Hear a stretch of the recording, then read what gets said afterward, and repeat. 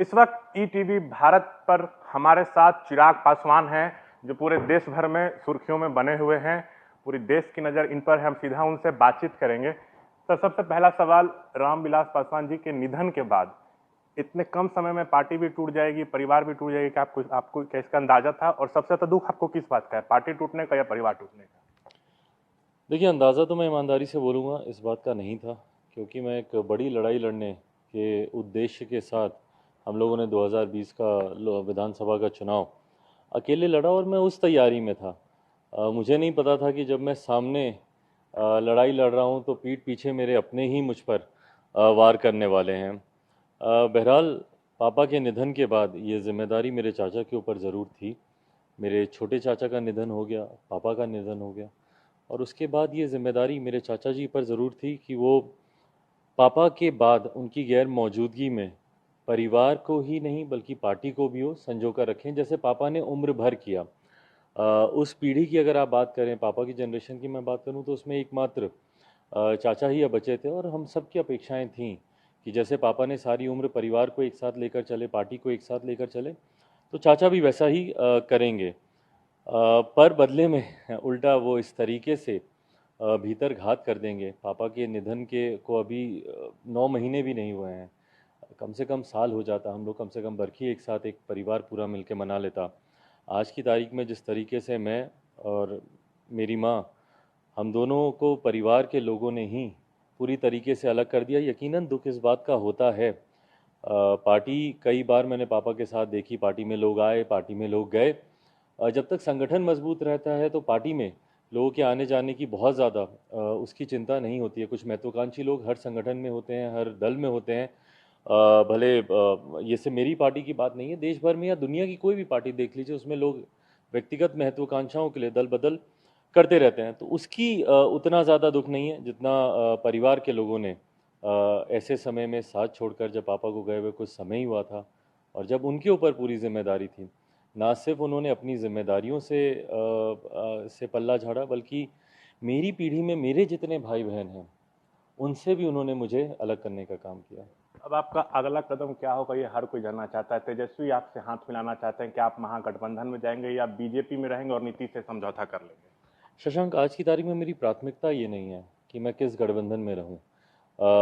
जब इन्होंने मुझे पूरी तरीके से ज़मीन पर ले आए हैं, ऐसे में मेरी ताकत सिर्फ और सिर्फ मेरे संगठन के लोग और बिहार के लोग हैं। मेरी प्राथमिकता है कि उनको एक साथ लेकर उनके लिए जो लड़ाई मैंने आज से साल भर पहले शुरू की थी, और नीतीश जी के सामने जो मैंने मोर्चा खोला था उनकी नीतियों के खिलाफ, उसको आगे लेकर जाना आज की तारीख में मेरी प्राथमिकता है। सीएए, एनआरसी, राम मंदिर, ट्रिपल तलाक बिल, हर मुद्दे पर आपने मोदी सरकार का समर्थन किया। 2014 में आप तब एनडीए में आए थे जब दूसरे दल नहीं आना चाह रहे थे। आपके आने के बाद कई सारे दल एनडीए में आ गए, ठीक है। हर मुश्किल दौर में आपने मोदी सरकार का साथ दिया। आप खुद को मोदी का हनुमान बताते थे, उनको राम बताते थे। आपका एक बयान आया था कि आपकी राजनीतिक वध होने की कोशिश हो रही है लेकिन राम चुप है। लेकिन इसी बीच आप गुजरात गए, खबरें आ रही हैं कि बीजेपी के एक बहुत बड़े नेता से मिले। तो क्या यह माना जाए कि अब बीजेपी खुलकर आपके समर्थन में आने वाली है, राम आपकी मदद के लिए आने वाले हैं सामने? देखिए, मैं गुजरात मुझे जाना पड़ा, मैं गया अहमदाबाद, बट वो एक बहुत ही निजी कारणों से वहाँ जाने का, उसके कोई भी राजनीतिक मायने या मेरी कोई भी ऐसी मुलाकात को जोड़कर नहीं देखा जाना चाहिए जिसके उद्देश्य राजनीतिक हों। वो पूरी तरीके से एक व्यक्तिगत दौरा था और मैं व्यक्तिगत कारणों से वहाँ गया था। पार्टी में टूट तब हुई जब आपके केंद्र में मंत्री बनने की बात चल रही थी। अब पारस जी संसदीय दल के नेता बन गए हैं, खुद को बताते हैं। तो अगर वो मंत्री बन गए एलजेपी कोटे से, तो आपका कदम क्या होगा सर? देखिए, एलजेपी कोटे से अगर बनेंगे तो यकीनन हम लोग न्यायालय जाएंगे, क्योंकि वो मेरी पार्टी से निलंबित सांसदों का गुट है। 5 ऐसे सांसद जिनको मेरी पार्टी ने बाहर का रास्ता दिखाया है। ऐसे में अगर वो कोई अपनी अलग पार्टी बनाते हैं और उस पार्टी का अलायंस अगर केंद्र में करके उस नाते अगर वो मंत्री बनते हैं तो मुझे कोई एतराज़ नहीं है। वो जनता दल यूनाइटेड अगर ज्वाइन कर लेते हैं और ज्वाइन करके अगर वो मंत्री बनते हैं तो मुझे कोई एतराज़ नहीं है। वो भाजपा ज्वाइन कर लें, भाजपा ज्वाइन करके अगर वो मंत्री बनते हैं तो भी मुझे कोई एतराज़ नहीं है। और as an independent member of parliament भी अगर वो केंद्र में मंत्री बनते हैं तो मुझे कोई एतराज़ नहीं। बट हाँ, अगर वो लोक जनशक्ति पार्टी के नेता के तौर पर, लोक जनशक्ति पार्टी के सांसद के तौर पर और लोक जनशक्ति पार्टी के कोटे से अगर उनको मंत्री बनाया जाता है, तो यकीनन हम लोग न्यायालय जाएंगे, क्योंकि वो लोग आज की तारीख में लोक जनशक्ति पार्टी के सदस्य नहीं हैं। पारस जी कहते हैं कि एक असामाजिक तत्व हैं जो आके पार्टी को बर्बाद कर दिए, आपको गुमराह उन्होंने किया, वो उनको जिम्मेदार माना है। तो पार्टी उनकी वजह से टूटी है या पारस जी ने अपने खुद के राजनीतिक महत्वाकांक्षा के चलते पार्टी तोड़ा है? देखिए, मुझे लगता है इसमें अब ओपन सीक्रेट है, सब जानते हैं कि किस कारण से चाचा ने पार्टी और परिवार को तोड़ने का काम किया। अगर कोई एक व्यक्ति विशेष कारण होता तो यकीनन आप बैठकर आप उसकी चर्चा करते, मुझसे नहीं मम्मी से करते, पापा थे, पापा को आप बताते, तमाम ये चर्चाएं होती।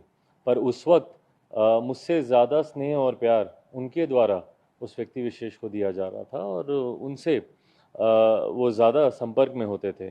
पर हाँ, आज कहीं ना कहीं जब चाचा जी को अपना दाव उल्टा पड़ता दिख रहा है, जब संगठन के लोग पूरी एकजुटता के साथ, लगभग 95% से ज़्यादा लोग आज की तारीख में मेरे साथ खड़े हैं। बिहार की जनता का मैं धन्यवाद करूंगा इस मुश्किल घड़ी में, जब मेरे अपने परिवार ने मेरा साथ छोड़ दिया, उस वक्त जिस तरीके से बिहार के लोग मेरे साथ खड़े रहे। इन तमाम चीज़ों को देखने के बाद मेरे चाचा जी ने कई बार अपने गोल पोस्ट उन्होंने चेंज किए हैं। शुरू में कहा पार्टी में टूट है, बाद में उन्होंने कहा कि नहीं नेतृत्व परिवर्तन की बात कर रहे हैं, फिर उन्होंने कहा कि नहीं चिराग बहुत एरोगेंट हैं, उसके बाद उन्होंने कहा कि उन्हें प्रदेश अध्यक्ष के पद से हटाया गया, इस बात का उन्हें मलाल है। फिर उन्होंने मेरे सहयोगी की बात की, जो कि मजबूती से उनके साथ भी खड़े रहे, चाचा जी की भी मदद निरंतरता में करते रहे और चाचा जी उनको पसंद भी करते रहे। और मेरे तो खैर वो करीबी हैं ही, पर इन तमाम विषयों को आज जब चाचा जी को लग रहा है कि उनका दाव कहीं ना कहीं उल्टा पड़ा है, आज जब वो पूरी तरीके से अलग थलग हो गए हैं, मुख्यमंत्री नीतीश कुमार जी उनको मिलने का समय नहीं देते, केंद्र में किसी नेता से उनकी बातचीत नहीं हो रही, तो ये इन तमाम चीज़ों की परेशानी का नतीजा है कि वो इस तरीके की बातें कह रहे हैं। एक आखिरी सवाल, 5 तारीख से आपकी यात्रा बिहार में शुरू होने वाली है, उस दिन रामविलास जी का वो भी है, जयंती भी है, तो इस यात्रा के बारे में थोड़ा आपसे जानना चाहेंगे। जी, 5 तारीख को 5 जुलाई से इस यात्रा की मैं शुरुआत कर रहा हूँ। बिहार के हर एक ज़िले से होती हुई ये यात्रा गुजरेगी।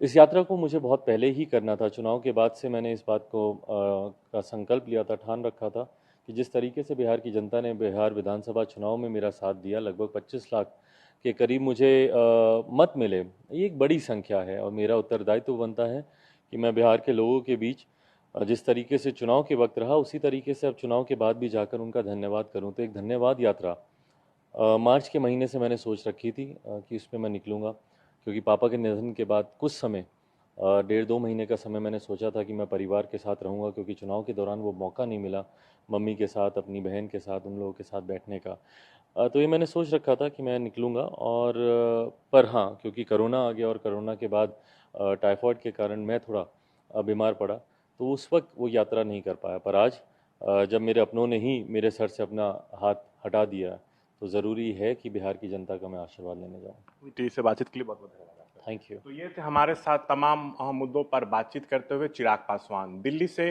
ईटीवी भारत बिहार के लिए मैं शशांक कुमार।